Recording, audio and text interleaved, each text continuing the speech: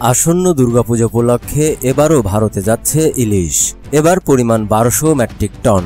সরকারের এই নীতিগত সিদ্ধান্তের কথা জানিয়ে মৎস্য ও প্রাণী সম্পদ উপদেষ্টা ফরিদা আক্তার বলেছেন, প্রতিবেশী হিসেবে এবং ভারতের বারবার অনুরোধে দুর্গাপূজায় 1200 মেট্রিক টন ইলিশ রপ্তানির অনুমতি দেওয়া হয়েছে। দুর্গাপূজা উপলক্ষে প্রতি বছরই ইলিশ রপ্তানি করে বাংলাদেশ। বিশেষ করে পশ্চিমবঙ্গে বাংলাদেশের ইলিশের চাহিদা বেড়ে যায় অনেক গুণ।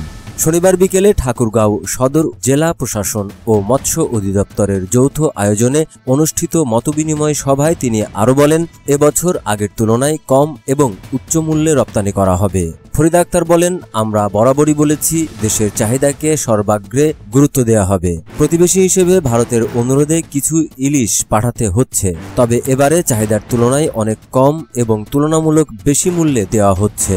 তিনি আরও বলেন, এর আগেও একই কথা বলেছিলাম, তবে দুর্ভাগ্যবশত প্রতিবেশী দেশ হিসেবে তাদের পাঠাতে হয়েছে।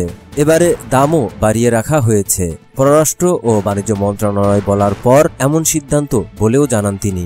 গত বছর দুর্গাপূজা উপলক্ষে বাণিজ্য মন্ত্রণালয়ে প্রথমে ভারতে 3000 টন ইলিশ রপ্তানির অনুমতি দেওয়ার সিদ্ধান্ত হয়। এই সিদ্ধান্ত থেকে সরে এসে শেষ পর্যন্ত 2420 টন ইলিশ রপ্তানির অনুমতি দিয়েছিল সরকার।